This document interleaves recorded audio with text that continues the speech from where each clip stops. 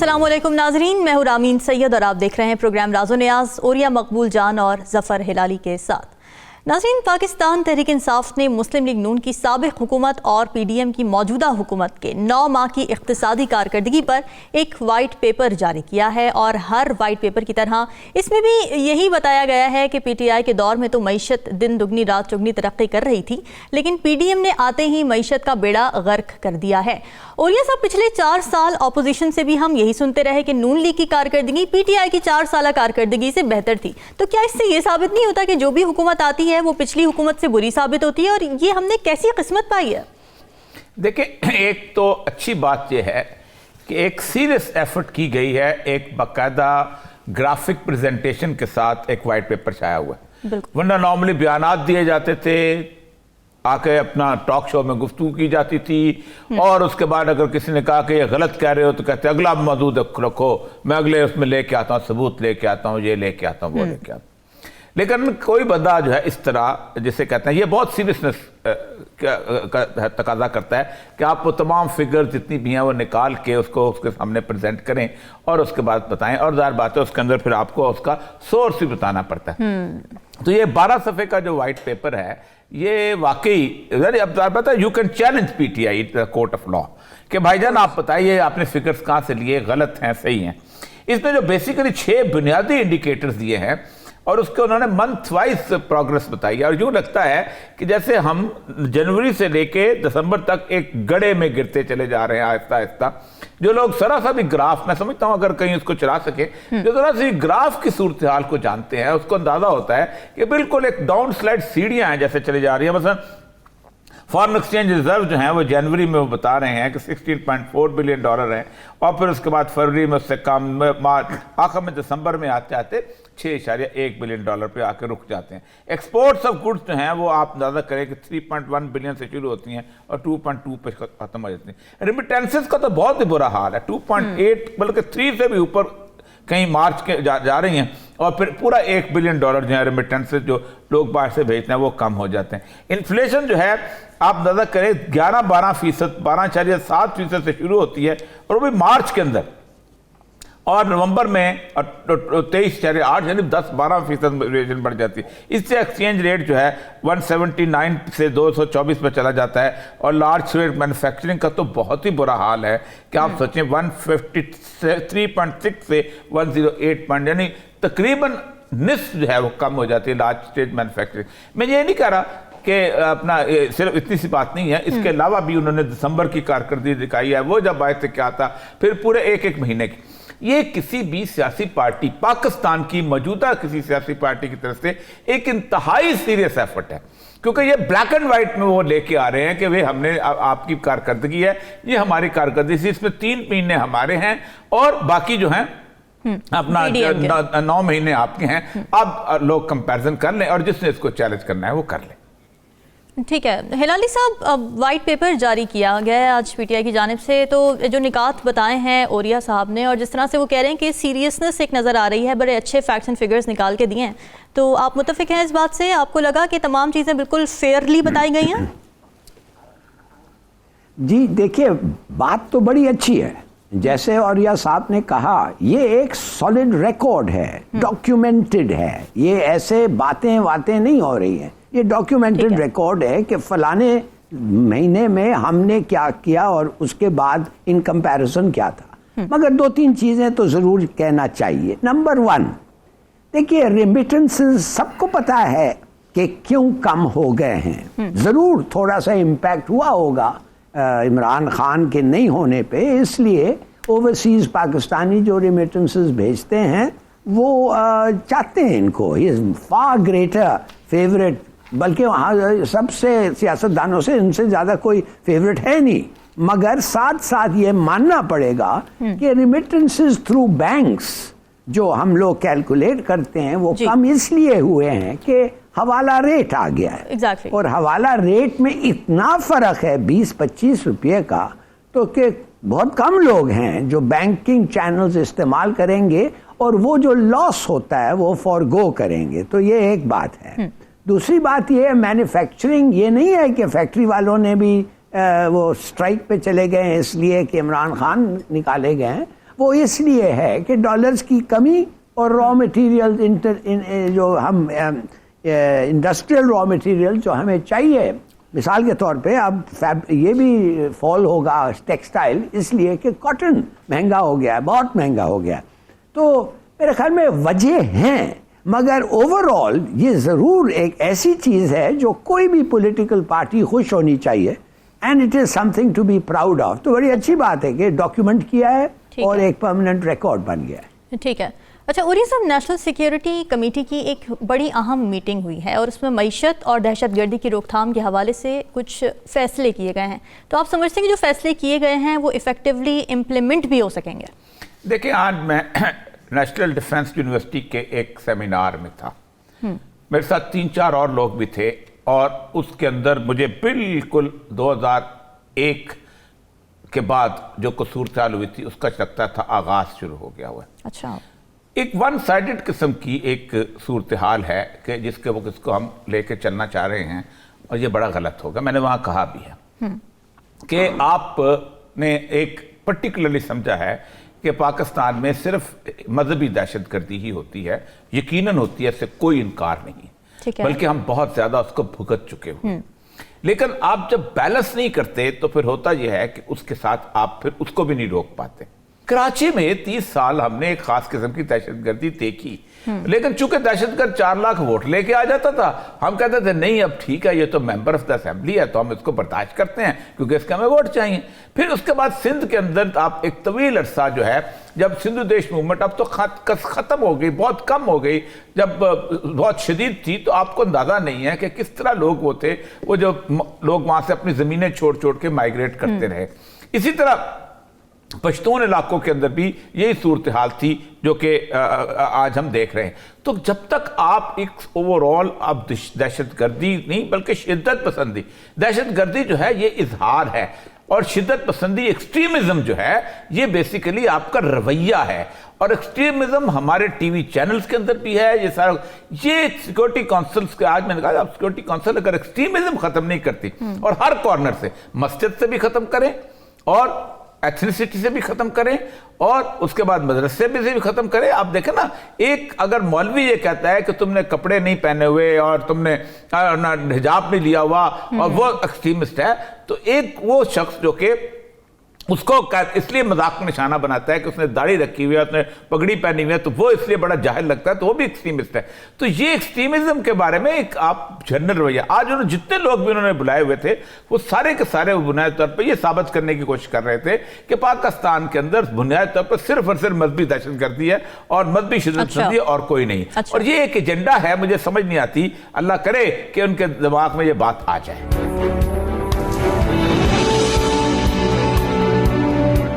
ہلالی صاحب، دہشت گردی کے لیے زیرو ٹالرنس کی پالیسی وقت کی ضرورت ہے، لیکن لوگ یہ سوال بھی اٹھا رہے ہیں کہ اس کے لیے حالات اس نہج تک پہنچنے کا انتظار کیوں کیا گیا جس نہج پر حالات آج پہنچ چکے ہیں. 2022 میں پاکستان میں دہشت گردانہ حملوں میں 28% اضافہ ہوا ہے اور صرف دسمبر کے مہینے میں دہشت گردی کے 49 واقعات ہوئے. تو آپ کو لگتا ہے کہ این ایس سی میں دہشت گردی سے نمٹنے کے لیے جو اہداف طے کیے گئے ہیں وہ پورے بھی کیے جا سکیں گے؟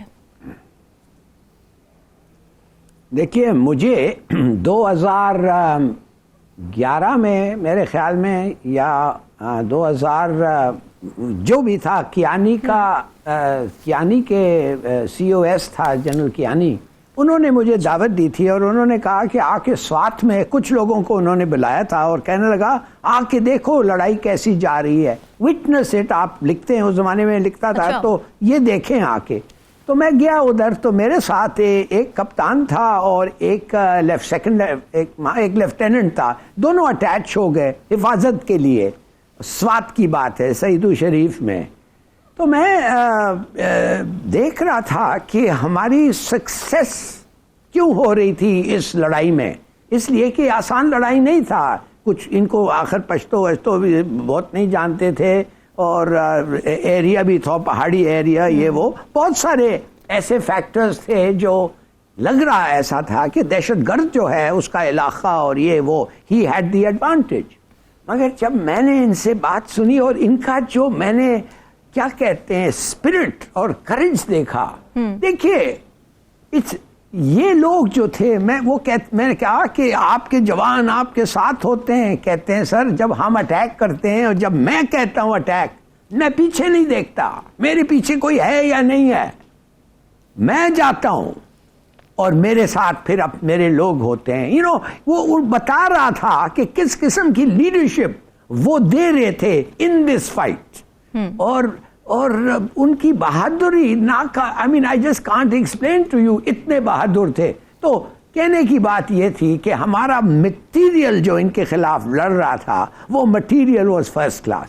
مگر اب میں کچھ کہنا چاہتا ہوں جی. یہ ہمارا جو فائٹ آنے والا ہے انشاءاللہ اب جلد سے جلد آئے گا. Let's not delay. ہم نے ڈیلے کیا ہے, خواہ کیا ہے, اور بہت دیر تک ڈیلے کیا. اتنا نہیں ہونا تھا بیفور ڈیسائیڈنگ کہ اب ہم اوفینسو پہ جائیں گے.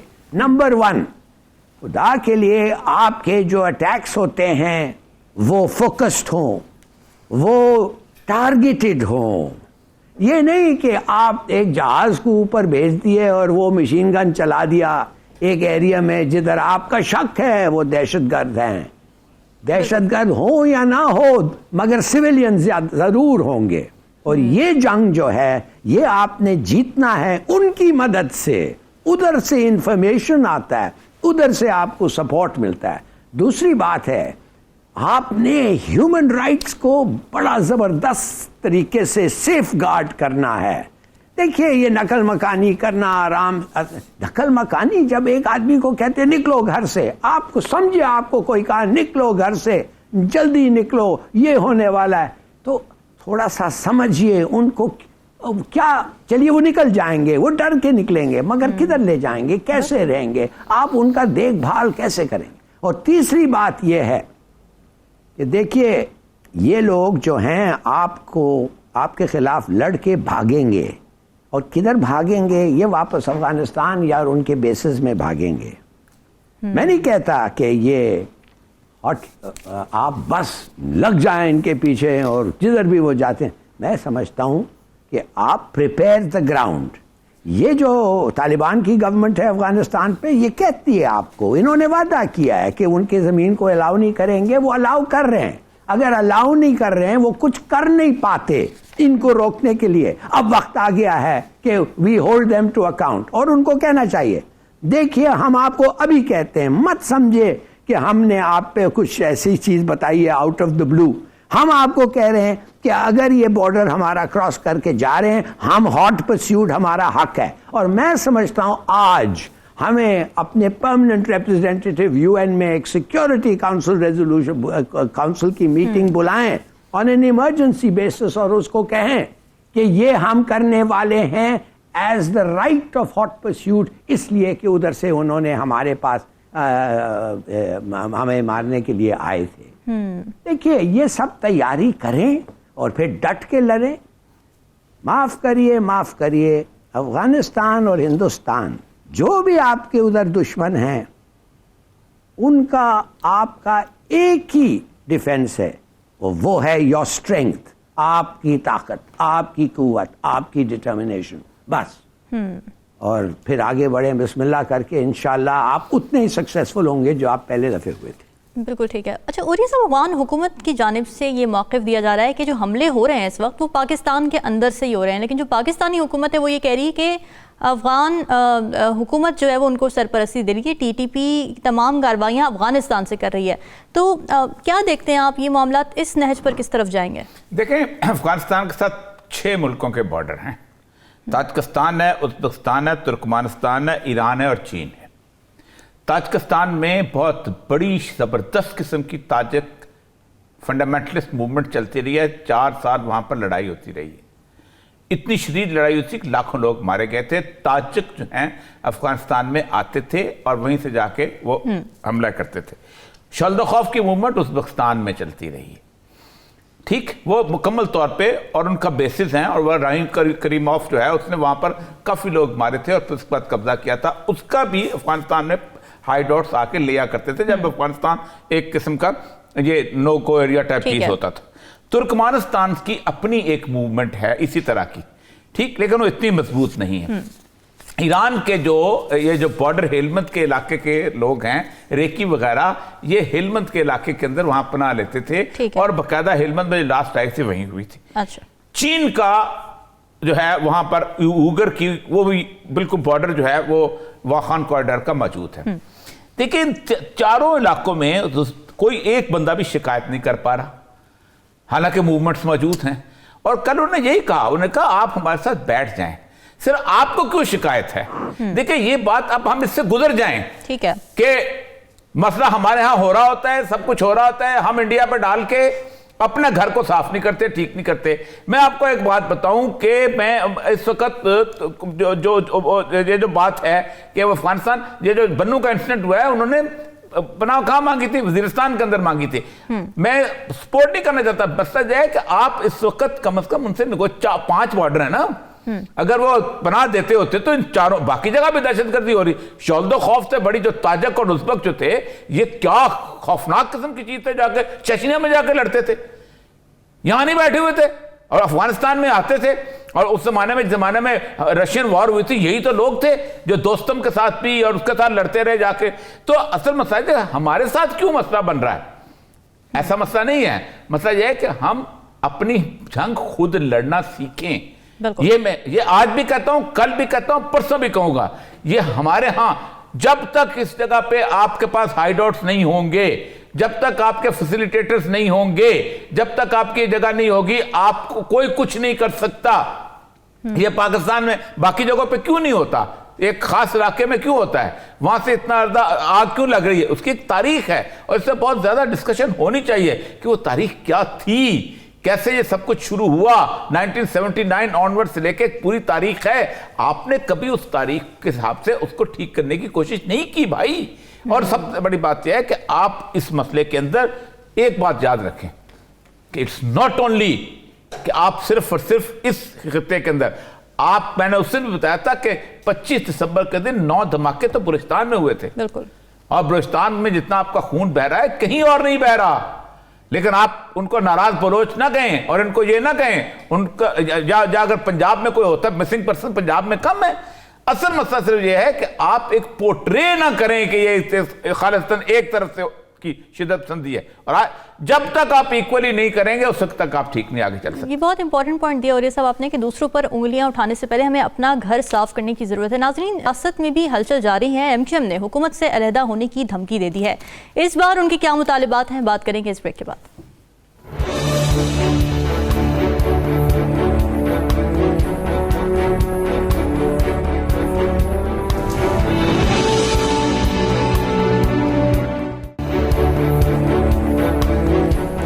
Welcome back. नाजरीन, एक मामला तो एमक्यूएम के अंदर चल रहा है कि उसके तमाम धड़ों को मुत्तहद करने की कोशिशें हो रही हैं और इस पर कयास आराइयाँ भी हो रही हैं। एक और इशू ये है कि लोकल बॉडीज़ की नई हल्का बंदियों के मामले पर एमक्यूएम और पीपल्स पार्टी के दरमियान इख्तिलाफात अब शिद्दत इख्तियार कर चुके हैं। वफाकी हुकूमत की जानिब से कोशिशें की गई कि इस मामले पर कोई कंसेंसस पैदा हो सके, मगर कोशिशों के बावजूद इख्तिलाफात बरकरार हैं। जबकि एमक्यूएम ने हुकूमत पर वाज़ेह कर रखा है कि अगर उनका ये मुतालबा तस्लीम नहीं किया जाता तो वो इत्तेहाद से अलहदा हो जाएंगे। हिलाली साहब, क्या इत्तेहाद टूटने के बाद हुकूमत कायम रह सकेगी? और साथ ही ये भी बता दें कि क्या एमक्यूएम के मुतालबात जायज़ हैं? नहीं, हुकूमत नहीं रह सकेगी, मगर इनका जो ये सवाल है, इनका जो स्टेटमेंट है, मेरे ख्याल में थोड़ा सा हम सवाल पूछें। पहले सवाल तो ये है कि अगर ये इतना बुरा अग्रीमेंट था तो आप इसके तहत इलेक्शन क्यों लड़े भाई? उस वक्त आपने क्यों नहीं कहा कि नहीं ये फ्लॉड डेमोक्रेसी है, हम नहीं लड़ते? उस वक्त तो आपने कुछ नहीं कहा। और क्या आप भूल गए कि आपका हाथ जेरीमैंडरिंग में क्या था कराची में? आप भूल गए? क्या आप भूल गए कि पीपीपी के वोट के साथ और पठान वोट के साथ आपने क्या किया था? किधर से किधर शराब गोट और किधर क्लिफ्टन। अब आपकी बारी आ गई है तो थोड़ा सा अब आपको भुगतो इसको। मगर हाँ, उनके ऑब्जेक्शंस वैसे इन आइसोलेशन बिल्कुल सही है। ठीक है, बिल्कुल रिगिंग हुई है, बिल्कुल 73 कॉन्स्टिट्यूएंसीज काउंसिल में रिगिंग है, اور بالکل غلط ہے کہ کوئی یوسیز میں 90,000 کی کنسٹیچوئنسی ہے اور کس میں 25,000 ہے، وہ بھی بالکل صحیح ہے۔ مگر ایک چیز بھی یاد رکھیں کہ غوری صاحب جب منسٹر تھے انہوں نے تو 2,000 لوگوں کا نام رجسٹر کیا تھا، اور وہ 2,000 لوگ کو رجسٹر کیا without documentation, without police verification, اور زیادہ تر یہ ساؤتھ افریقہ اور ملیشیا میں تھے ان لوگ۔ تو وہ جب ہو رہا تھا کسی نے کچھ نہیں کہا، یہ جعلی ووٹس تھے۔ اور کیا یہ صحیح بات نہیں ہے کہ قیوم آباد ایک سڈنلی آؤٹ آف دا بلو ایک پٹھان کنسٹیچوئنسی بن گئی؟ کیا لوگوں کو پتا ہے کہ 500 ASIs ٹرانسفر ہوئے تھے KP سے ان ون گو؟ مجھے ایک DIG نے بتایا ہے، مجھے ایک DIG ایکس بتا رہا تھا کہ 15 سال وہ کراچی میں رہا مگر اس کا ووٹ ڈلتا تھا حیدرآباد میں۔ اچھا کیوں؟ تو کہنے کی بات ہی ہے۔ اور لوگ جب انتقال ہو جاتا تھا عموماً لوگ گاؤں بھیجتے ہیں لوگوں کو بری کرنے کے لیے، وہ گاؤں سے تو باڈیز ادھر آتے تھے کہ یہ بھی ووٹر لسٹ پہ آ جائیں۔ تو میرے خیال میں MQM کو سوچنا چاہیے، انہوں نے بھی خاصے غلطیاں کی ہے۔ ٹھیک ہے۔ اور اب وہ جب PTI کو چھوڑ رہے تھے، جب بھاگ رہے تھے، وہ ہمیں پتہ ہے کیوں اور کیسے، اس وقت مقبول صدیقی صاحب نے اسی وقت کہہ دیتے نا ان کو PPP کو کہ لاؤ یہ چینج تم نہیں لاؤ گے ہم تمہارے ساتھ نہیں آئیں گے ووٹ آف کانفیڈنس میں۔ کیوں نہیں کہا؟ اگر وہ کہتے کہ ڈی لمیٹیشن غلط ہے ہمیں لے آؤ تو شاید ووٹ آف کانفیڈنس میں نہیں، مگر ان کو تو منسٹریز چاہیے تھے، اور کیا چاہیے ان کو؟ Power, ministries. تو میرے خیال میں یہ گڈ اینڈ بیڈ ایسپیکٹس ہیں اس کے۔ ٹھیک ہے۔ اچھا اوریہ صاحب، آپ کا کیا خیال ہے MQM بلدیاتی حلقوں کی ڈی لمیٹیشن کے مطالبے میں حق و جانب ہے، یا پھر یہ بھی سیاست چمکانے کا ایک فارمولہ ہے؟ دیکھیں 1975 سے لے کے اب تک پاکستان کا جو پورا الیکٹورل پروسیس ہے نا، اس کو تباہ و برباد کیا گیا ہے۔ باقاعدہ اس کی پلاننگ ہوتی تھی کہ کس طرح ریگنگ کی جا سکتی ہے، کس طرح خرابیاں پیدا کی جا سکتی ہیں۔ سب سے پہلے تو ووٹرز لسٹ جو تھی وہ خرابی اس میں کی جاتی تھی، اس کے اندر بے شمار ایسے نام جو تھے وہ اس کے اندر انکلوڈ کیے جاتے تھے جن کا کوئی تعلق نہیں ہوتا تھا۔ شناختی کارڈ اس وقت نیا آیا تھا، لیکن آپ کو اندازہ ہوگا کہ کم از کم 5 یا 7 الیکشنز ایسے ہیں کہ جن کے ساتھ شناختی کارڈ کی پابندی جو تھی وہ لازمی نہیں تھی۔ بالکل کہا جاتا تھا، شور مچ جاتا تھا کہ شناختی کارڈ رورل ایریا میں لوگوں کے بنے نہیں بنے، وہاں تو نہیں لیکن باقی جگہ تو آپ کر رہے ہیں۔ پھر اس کے بعد عورتوں کی شناختی کارڈ پہ تصویریں نہیں ہوتی تھیں، زوجہ نمبر 1، زوجہ نمبر 2، زوجہ نمبر 3، دختر نمبر 1، دختر نمبر 2، دختر نمبر 3۔ ہم نے الیکشن کروائے ہوئے ہیں اس طرح کے۔ اچھا، اس کے اندر ہوتا یہ تھا کہ ایک پوری کی پوری علیحدہ 4-5 شیٹیں جو تھیں اس پولنگ سٹیشن کے ساتھ لگا دی جاتی تھیں، جو کہ علیحدہ ہوتی تھیں، جن کا کوئی ریکارڈ نہیں ہوتا تھا، اور وہ اس کے ساتھ سے ووٹ ڈالے جاتے تھے۔ دوسرا ڈی لمیٹیشن کا ایشو ہوتا تھا۔ مثلا ایک علاقہ ہے جس کے اندر میری برادری کے لوگ زیادہ ہیں، اور دوسرا علاقہ جو ہے اس کے اندر کسی اور کی برادری کے لوگ زیادہ ہیں، تو ہوتا یہ تھا کہ اس کی برادری کو کاٹ کوٹ دیا جاتا تھا اور میری برادری کو انٹیکٹ رکھ کے مجھے جیتنے کا موقع دیا جاتا تھا۔ کراچی میں اس طرح کی ڈی لمیٹیشن بار بار ہوئی اور کروائی گئی۔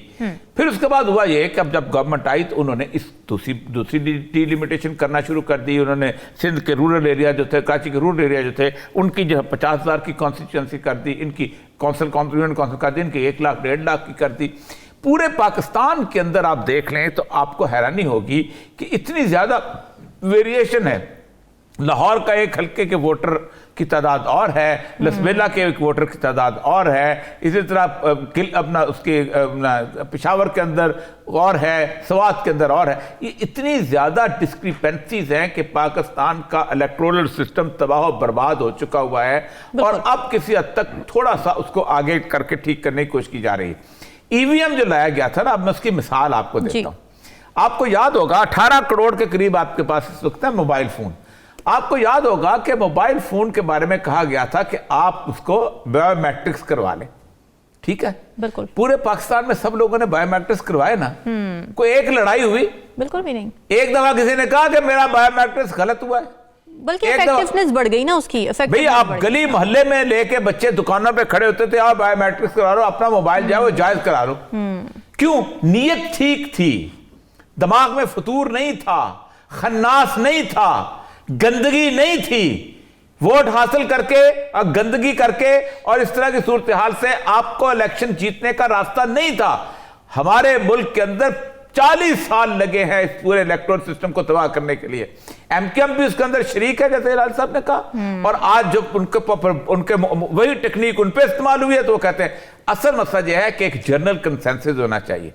मैं आपको एक बात बताऊं, इस वक्त भी जो पॉलिटिकल पार्टी समझती हैं कि हम इलेक्शन में चले जाएं बगैर इसके रिफॉर्म्स करने के, गलत कह। तमाम पॉलिटिकल पार्टी को सिर्फ एक कि किसी ना किसी तरीके से सही इलेक्शंस करवाए जाएं। मैं आपको ऐसे ऐसे हल्के बताता हूं कि बीच में इलाका जो है वो किसी और के साथ है, उसके चारों तरफ एक नया हल्का बना दिया गया है। गुजरात के इलाके में बता सकता हूं आपको, मैं मंडी बहुत दिन के इलाके बता सकता हूं, मैं आपको सियालकोट के इलाके बता, ऐसे ऐसे इलाके हैं। इसका इलाका तोड़ के किसी और के में डाल दिया गया है ताकि ये बंदा जो है इसके वोटों से ये बंदा जीत जाए।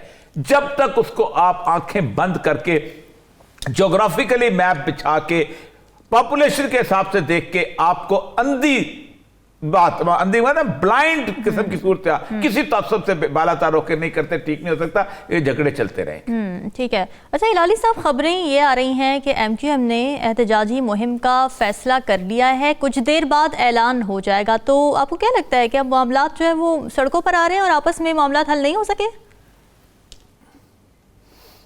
देखिए, बड़ा मुश्किल है कहना, मगर मैं समझता हूं ये सब अपने प्रेशर बिल्ड अप करने के लिए है। जिन लोगों ने इनको बनाया, जिन लोगों ने इस वक्त इनको इकट्ठा कर रहे हैं, जिन लोगों ने इनका सत्यानाश किया, वो एक ही हैं और वो इस वक्त उनकी इन्वॉल्वमेंट अभी भी है इनके साथ। तो ये क्या खेल हो रहा है?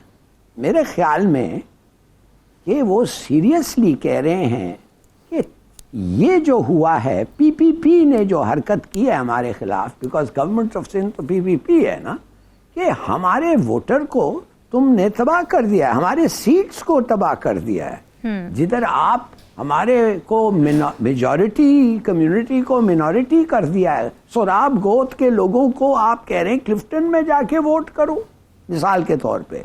लियारी और नाजमाबाद के लोगों को आप कह रहे हैं जाके संजानी में वोट करो। कहने की बात सिर्फ ये है कि वो सही कह रहे हैं कि ऐसे ऐसे फैसले हैं जो कोई बुनियादी नहीं है उनका। तो आप मत करें ऐसे फैसले, मत तोड़ें हमें, जितना हो गया है उतना काफी है। मगर ऑफ कोर्स जब ये पार्टी ये कहते, फिर लोग याद करते हैं कि उन्होंने अपने वक्त क्या नहीं किया। तो fact of the matter is, होना चाहिए मेरे ख्याल में एक जुडिशियल कमीशन बैठनी चाहिए, एक्सलेंट लोगों को लेने चाहिए, हमारे औरिया साहब को एडवाइजर बनाएं, बिठाएं उनको। अच्छा। एक जज के साथ बैठें and divide this country slowly within one term, एक टेन्योर में। इनके हाथ से इलेक्शन कमीशन ऑफ पाकिस्तान का भी ये काम है। बिल्कुल।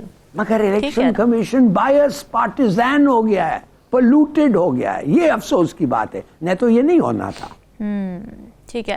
अच्छा, और ये सब मुतालिबात मनवाने के लिए हुकूमती इत्तेहाद से अलग होने की धमकी को आप जायज़ समझते हैं या फिर ब्लैकमेलिंग का नाम देंगे? क्योंकि देखा जाए तो एक ऐसी पार्टी भी है जो 30 सालों से ब्लैकमेलिंग के सिवा कुछ नहीं करती। ये आपने बहुत सही कहा, 30 सालों से शुरू दिन से करती चली आ रही। आप देखें, जिस दिन उन्होंने बीबी के साथ मिलकर 1988 के अंदर गवर्नमेंट बनाई थी और जब उसको नवाज शरीफ ने उनको उससे तोड़ा था, तो आप हैरान होंगे कि वो उस वक्त हालत ये थी कि वो सिंधु देश बनाने वालों, हम तुम्हारी मौत हैं, और नवाज शरीफ के हाथ में हाथ डाल के वो चले थे। फिर नवाज शरीफ को छोड़ के चले गए। उनकी ज़िंदगी में सिवाय इसके कि ब्लैकमेल करके और फेडरल गवर्नमेंट के अंदर अपना शेयर लेके, और वो ख़ास तौर पर पोर्ट एंड शिपिंग की मिनिस्ट्री, उसके वो क्यों लेते हैं भाई? उसका सबको, कराची के बच्चे को पता है पोर्ट एंड शिपिंग की मिनिस्ट्री की क्या हैसियत है और क्यों ली जाती है और कैसे ली जाती है। और अब सोच नहीं सकते कि इन्होंने कराची को होस्टेज बना के रखा हुआ था। हम कराची जब जाते थे तो मुस्तकिल सर्दियों की छुट्टियों में कोयटा से कराची जाना होता था, तो कराची के अंदर आपको खौफ आता था। واقعی خوف آتا. مطلب کراچی کے شہری کہتے تھے کہ سمجھ نہیں آتی کہ صبح ہمارا بچہ گھر سے گیا ہے تو پتہ نہیں واپس بھی آتا ہے کہ نہیں. خوفناک صورتحال. ایسی حالت ہو گئی تھی. باقی کو بلیک میل کا کرنا, پورے کراچی شہر کو بلیک میل کیا ہوتا تھا. یہ چندہ دیں آپ, تو وہ بندہ اگر انکار کرتا تھا تو اگلے دن کہتا ہے آپ نے فلاں مسجد میں چندہ دے دیا, آپ بے شک دیں مسجد کو لیکن ہمیں بھی دیں. تو اس طرح کا خوف ریڑی والوں سے, ان لوگوں سے, پتہ نہیں کیا کیا کچھ. میں لمبی کہانی نہیں, بہت بہت بہت تکلیف دہ ماضی ہے ہمارا. لیکن اب دیکھیں, اب ایم کیو ایم کے ساتھ ساتھ جو ہے بلوچستان کی سیاست بھی اسی طرح کی صورتحال ہے کہ بلوچستان میں آپ اندازہ کریں کہ 1970 کے الیکشن کے بعد 77 آنورڈ کسی ایک پارٹی کی جو ہے گورنمنٹ نہیں آنے دی گئی. اسی طرح کلاؤٹ بنائے گئے, اسی طرح گروہ بنائے گئے, اسی طرح علاقے بنائے گئے تاکہ جب چاہیں جس طرح کی چاہیں آپ پولیٹیکل انجینئرنگ کر لیں. جس وقت بے نظیر کو یا پیپل پارٹی کو آؤٹ کرنا ہوتا تھا, آپ کو یاد ہے جام صادق کس طریقے سے مینج کر لیتا تھا اور اس کے بعد اس کی گورنمنٹ بن جایا کرتی تھی. یہی تھی جو لیاقت چتوئی کی گورنمنٹ کس طرح بنائی گئی تھی. پھر اس کے ساتھ ساتھ وہ جو کیا نام تھے غوث علی شاہ کی گورنمنٹ کیسے بنائی گئی تھی. اس طرح وہاں پر آ جائیں, وہاں بھی اگر آپ وہ چاہتے تھے تو اگر طالب مینگل کے بیٹے کی گورنمنٹ, اختر مینگل کی گورنمنٹ بنانا چاہتے تھے, جتنے بنائے رکھتے تھے, پھر اسی کی پارٹی کو توڑ کے اسی کے اندر سے ایک گروپ بنا کے ان کا مکران والوں کا اور باقی لوگوں کا اس کی گورنمنٹ کو الٹا کے کسی اور کو وزیر اعلیٰ لایا جاتا تھا. یہ کھیل بہت برا کھیل تھا اور اس کھیل نے اس ملک کی یونٹی کو تباہ کیا. اس کھیل نے اس ملک کے آپس کے اندر تعلقات کو تباہ کیا. اس ملک کے اندر لوگوں کے اندر یہ تصور ہی رہ گیا کہ جو لوگ ووٹ دیتے ہیں کیا اس ووٹ کی کوئی قیمت, کوئی قدر, کوئی عزت بھی ہے. کہ ایک آدمی اچانک فون کرتا ہے, وہ کہتا ہے نہیں خبردار تم اس پارٹی سے ووٹ تو تمہیں مل گئے ہیں لیکن آپ اس پارٹی کو چھوڑ کے اسلام پارٹی کے چلے جاؤ, اور وہ آرام سے چلا جاتا ہے کیونکہ اس کی ایک بہت شاندار قسم کی فائل کھلی ہوئی. اب تو حالت یہ ہو گئی ہوئی ہے کہ فائلوں سے زیادہ آڈیوز اور ویڈیوز کی بات شروع ہو گئی. بالکل. اور ہم کس تکلیف دہ دور کے اندر زندہ ہو گئے ہیں کہ آپ سوچ سکتے ہیں کہ ہر بندہ اس بات پہ خوفزدہ ہے کہ کل کو اور کچھ نہیں تو فائل تو چلو مجھے دکھا کے چپ کرا کے مجھے ادھر کر لیتے تھے, لیکن اگر میری آڈیو ہو تو وہ تو میری بیٹیوں کو, میری بیٹیوں کو, میرے بچوں کو, میرے بہنوں کو, میرے بھائیوں کو معاشرے میں پہنچ جائے گی. اور میں کس صورت ہے, یا تو پھر بندہ پورا کے پورے معاشرے کو بے شرم بنا دیں اور وہ جو چرچی کرتا جائے اور آپ اس سے جو فائدہ حاصل کرنا چاہیں کر دیں. کون کر رہا ہے یہ سب کچھ؟ یہ ہے اصل مسئلہ. فیکٹری کس کی ہے؟ جی ہلالی صاحب,